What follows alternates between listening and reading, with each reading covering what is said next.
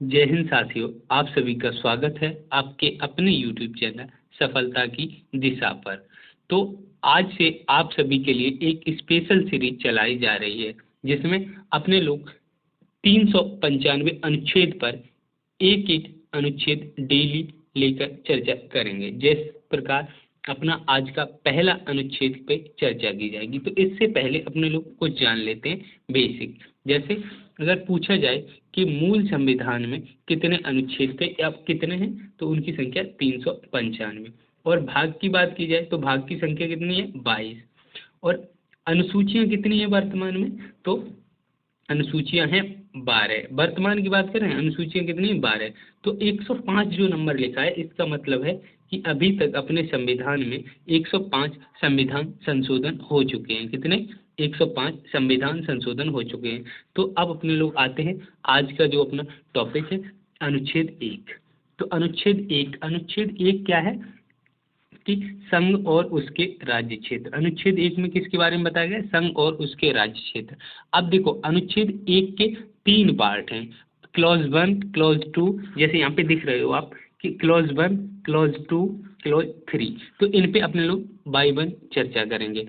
तो अनुच्छेद 1 के क्लॉज 1, जिसे हिंदी में सही से पढ़ने का मतलब तरीका होता है कि अनुच्छेद 1 का परंतुक 1। अनुच्छेद 1 का परंतुक 1 अपने लोग पढ़ते हैं कि अनुच्छेद 1 का परंतुक 1 में क्या बताया गया? भारत अर्थात इंडिया राज्यों का संघ होगा। क्या? भारत अर्थात इंडिया राज्यों का संघ होगा। अब आपके मन में यहाँ से एक क्वेश्चन बनता होगा कि भारत और इंडिया दो शब्द, दो एक ही देश के दो नाम दे दिए गए हैं कि भारत का नाम भारत भी है और इंडिया भी है और हिंदुस्तान भी था।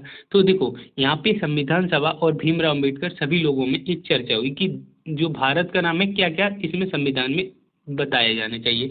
तो देखो, भारत नाम लेने का ये था कि भारत नाम अपने लोगों को विरासत में मिला है। भारत नाम किस में मिला है? विरासत में। और इंडिया, इंडिया नाम इसलिए क्योंकि अपने लोगों ने आज़ादी की जो लड़ाई लड़ी वो इंडिया नाम से। अब कुछ लोगों का मानना था कि हिंदुस्तान नाम भी देना चाहिए, बट देखो अपने भारत को कैसा बनाना था? धर्मनिरपेक्ष राष्ट्र। धर्मनिरपेक्ष। तो जब संविधान सभा के सभी लोगों ने कहा कि धर्मनिरपेक्ष राष्ट्र बनाना है, बट जो अपना हिंदुस्तान शब्द है कहीं ना कहीं वो एक धर्म विशेष को मतलब नाम से जोड़ता था। तो इस वजह से सभी लोगों ने आपस में सहमति करके भारत के दो ही नाम की चर्चा की गई है अनुच्छेद 1 में। किस किस को? तो भारत और इंडिया। तो आपसे क्वेश्चन एक पूछा जाता है कि अनुच्छेद 1 में भारत के लिए किन दो नामों का उल्लेख किया गया है? तो आप क्या बताओगे? भारत और इंडिया नाम का उल्लेख किया गया। ठीक है। अब देखो, यहाँ से अपने लोग पढ़ते हैं अनुच्छेद 1 का क्लॉज 2। क्लॉज 2 इसमें क्या बताया गया? राज्य और उसके राज्य क्षेत्र भी मतलब वे होंगे, यहाँ पे ये अटक वे होंगे जो पहली अनुसूची में दिए गए हैं। राज्य और उसके राज्य क्षेत्र वे होंगे जो पहली अनुसूची में दिए गए हैं। इससे आपका देखो अपने लोग समझते हैं इसमें क्या कि पहली अनुसूची में जैसे अपने लोग अनुसूची फर्स्ट पढ़ोगे तो उसमें डिटेल में बताएगा कि भारत के कितने राज्य हैं। जैसे एक स्टेट किसी की, तो उसके किस किस स्टेट से बाउंड्री शेयर होती है, कितना क्षेत्रफल है उसका, और कहाँ उसका प्रशासनिक मतलब जैसे हाई कोर्ट के बारे में भी बताया गया है यहाँ पे अनुच्छेद 1 में, कितनी सीमा किस राज्य से लगती है। तो यहाँ पे इसकी बात क्लॉज 2 की बात क्लियर होगी, क्योंकि भारत राज्य और उसके राज्य क्षेत्र वे होंगे जो पहली अनुसूची में दिए गए। अब अपने लोग पढ़ते हैं अनुच्छेद 1 का क्लॉज 3।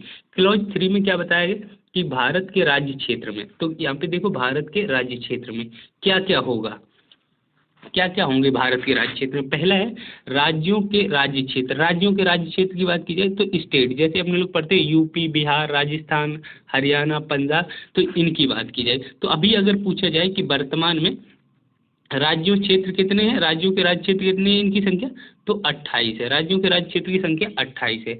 अब अनुच्छेद 3 के खा पोर्शन में अपने लोग पढ़ोगे कि क्या पहली अनुसूची में विनिर्दिष्ट संघ राज्य क्षेत्र, संघ राज्य क्षेत्र इसे बोल सकते हैं यूनियन टेरिटरी। क्या? Union territory.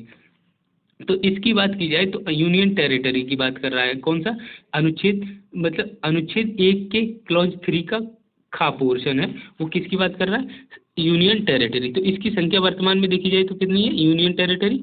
8। 28 तो राज्य हैं और 8 यूनियन टेरिटरी है। देखो अपने संविधान बनाने वालों ने एक कितनी खूबसूरती से एक बात रख दी कि भविष्य में हो सकता है कि कुछ ऐसे क्षेत्र हों जो भारत में शामिल हों, उन्हें को भी राज्य पहली अनुसूची में रखा जाएगा। तो इसमें क्या ऐसे अन्य राज्य क्षेत्र जो अर्जित किए जाएं समाविष्ट होंगे। तो गा में क्या बताया गया, जो अन्य राज्य क्षेत्र हैं वो उनको अगर समावेशित किया गया तो वो भी राज्य इसमें तीसरी वाले में आ जाएंगे। यही 3 होंगे। तो यहाँ तक आपको समझ में आया।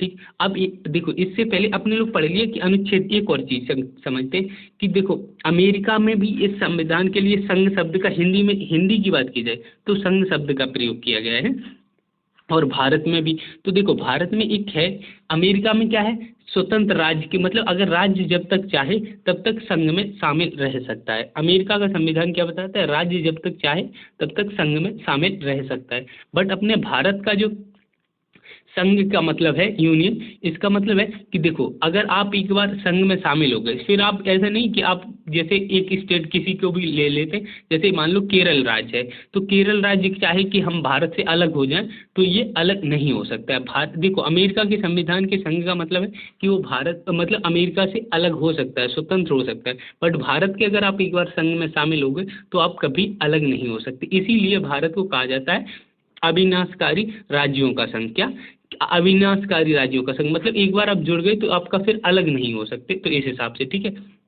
और देखिए आपके जो इसमें जो कुछ भी पोर्शन रह जाएगा वो अगले अनुच्छेद यानी अगले पार्ट में बताया जाएगा है। और वीडियो कैसी लगी है, अगर वीडियो अच्छी लगी हो तो लाइक करना है और सब्सक्राइब करना। और मिलते हैं नेक्स्ट वीडियो में, तब तक के लिए हमें दीजिए इजाज़त, बाय।